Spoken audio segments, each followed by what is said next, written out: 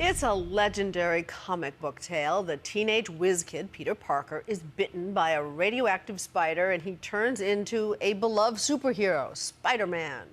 But last fall, when the musical version of Spider-Man previewed on Broadway, it was plagued with problems. Performers were seriously injured. Reviews were dreadful.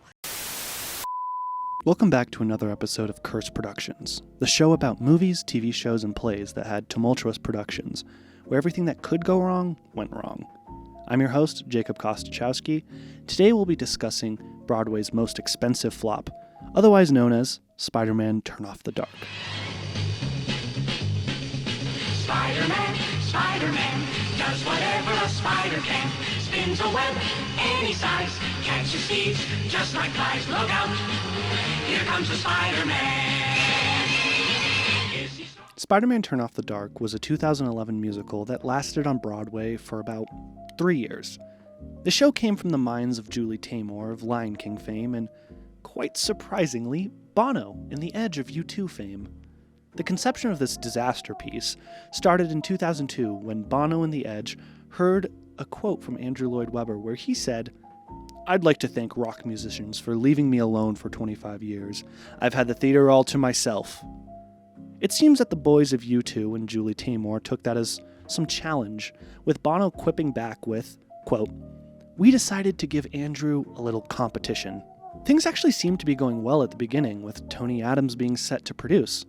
Adams was a legendary Broadway producer and even produced the original Pink Panther films. And in 2005, they officially started signing everyone onto the production. The Broadway genius, Julie Taymor, was signed to write and direct, while Bono and The Edge were to compose. Unfortunately, though, 2 days after signing the contracts, Adams suffered a stroke and sadly passed away. This was the first omen of how the show would eventually end up. This left Adams' newbie partner, David Garfinkel, to produce the project by himself. On the writing end, things were not necessarily smooth either. The music was set to be written by the folks from U2, and they'd never written for a musical before. It was reported that Bono and The Edge were forced to sit and watch multitudes of musicals, and it was also reported that they thought all of them were terrible, and that they were going to take the music in their own way. I did my due diligence and read hundreds of comic books and thought about the idea of how do you bring Spider-Man, which is 40 years of extraordinary comic books, one villain after another, after another, after another, exploits that take him all over the world and into different galaxies of the mind, the real world, the astral plane, the dream world. And I really was trying to think, how do we take this and bring it into a 2 or 2.5 hour evening and try and encompass these 40 years of comic books without just doing Spider-Man 1, Spider-Man 2, or Spider-Man 3, which is the idea in the movies, obviously, is that you pick one episode, one villain. Let's do Doc Ock, or let's do the Goblin, or let's do the Lizard. But in this case, in the theater, what we're trying to do is the whole experience of Spider-Man. What does that mean?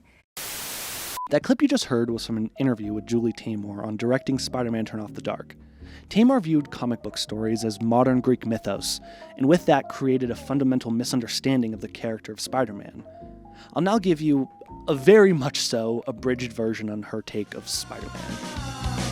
Spectacular, spectacular, Spider-Man. Spectacular, spectacular, Spider-Man. Spectacular. Act 1. The show opens on New York City burning, and you see Mary Jane Watson about to fall from the Brooklyn Bridge with Spider-Man attempting to save her. But he's too late. The Green Goblin kills her. It's revealed that this story is being told by high schoolers, who are called, wait for it, the Geek Chorus. Like, the Greek chorus. But they're geeks, because, comic books are nerdy. We now get to the origin on how Peter Parker becomes Spider-Man. It's the typical nerdy boy falls in love with the girl, but the said girl's only into jocks. Peter gets bit by a radioactive spider, who is sent down by Arachne, the Greek goddess of spiders, to do her bidding. Peter starts to learn how to use his powers, and then bam! Uncle Ben is dead. But now, it's okay. Arachne gifts Peter his costume and tells him to become the Spider-Man. The rest of Act 1 is more or less the same plot of the first Sam Raimi Spider-Man film. Act 2. Green Goblin is dead. Peter is with MJ, and Peter gave up being Spider-Man because he solved all of crime in New York City. The Greek chorus's teacher isn't really a fan of this ending, though, and she says there needs to be more villains. This translates to Arachne not being done with Peter and creating several new villains for him to fight, turning them into the Sinister Six. Spider-Man defeats all the bad guys and saves New York City from their wrath. Arachne's not satisfied, though. She kidnaps MJ because she wants to be with Peter instead. Weird, I know, but Peter then agrees to marry Arachne if it means he can save MJ. Arachne suddenly gets a change of heart and decides to let everyone go. Boom, roll credits, show over.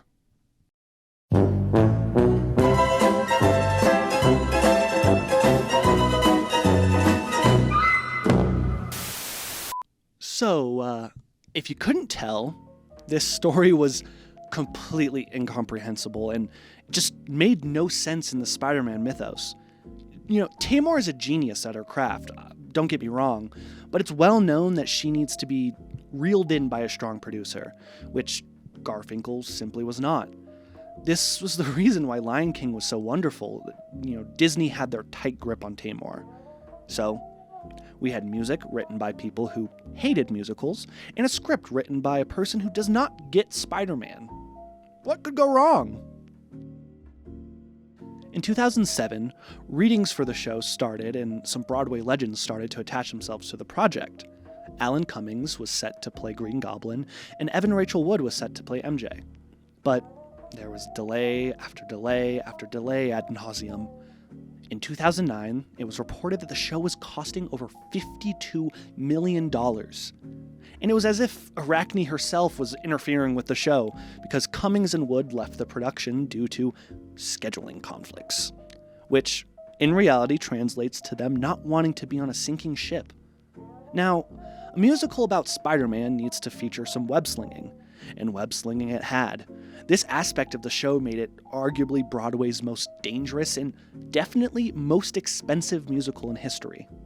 In October 2010, shortly before the previews began, Kevin Aubin, a body double for Spider-Man, was seriously injured during a demonstration for ticket brokers and sales agents. While performing a flying stunt, Aubin slammed into the stage after being catapulted into the air and broke both his wrists. And after that, another actor admitted to injuring his feet doing the same stunt. November 28th was when the first preview began, after several delays because of safety inspections. And because of all of this, it was reported that the show would cost $1 million a week to maintain all of the action. And of course, this opening preview had its own set of issues as well. The show finally began previews. Performance stopped 5 times for technical reasons. An actor was stuck, suspended, dangling above the audience. Actress Natalie Mendoza suffered a concussion backstage when a rope hit her. You know, if things couldn't get worse, just a few weeks later at another performance, Chris Tierney, one of the many actors who played Spider-Man in the musical, fell 20 to 30 feet while performing an aerial stunt. It was a near-death accident which he broke multiple vertebrae and ribs and suffered fractures to his elbow, scapula, and skull. It just doesn't play, it doesn't look good. And so I'm out, and then all of a sudden it's just like, oh, I'm not being held back at all. Tried to grab the edge of the stage, but I had too much inertia. And then just was falling down, and the moment I hit, the moment I realized I'm just gonna go, because I was going head first, I just had to duck and turn around, or just like kind of twist it around. So you fell on your back? Yeah, so I came around on my back. All of these accidents caused OSHA to have to complete an investigation on the safety of this project, costing the production even further delays and loss of capital. Because of every delay, reviewers eventually decided to just attend the previews out of spite, and they absolutely ate it alive. The New York Times said, "Spider-Man is not only the most expensive musical ever to hit Broadway, it may also rank among the worst," with Bono himself even saying, "We don't disagree with the New York Times." Eventually, after delay and a reworking of the horrendous script, as well as the firing of Julie Taymor as director, the show finally came out of previews and was open to the general audience June 14th, 2011. The show, past all of this, was not controversial. Most of the issues were dealt with, and people were seeming to enjoy the show a bit more. The issue was that most people were coming to see the hot mess that was Spider-Man Turn Off the Dark, and all they were met with was an average musical with cool spectacle. And I won't lie, the musical had an amazing costume and set design, and it was one of the most unique looking shows to be put out in a while, but that wasn't enough to save the show, as it ended up closing January 4th, 2014, costing over $76 million in total, making it the most expensive musical in Broadway history. Spider-Man Turn Off the Dark, I think, is a prime example of people biting off far more than they can chew and feeling the consequences of that. It could have been something amazing, but it simply fell flat. And I can add this mess of a production to my list of reasons of why I hate Bono. But this has been Jacob Kostachowski, and I hope you enjoyed this week's episode of Cursed Productions. You can find me on Instagram at Cursed Productions or Twitter at CursedProdPod. Don't forget to rate 5 stars, and I'll see you next time. Remember, with great power comes no profitability.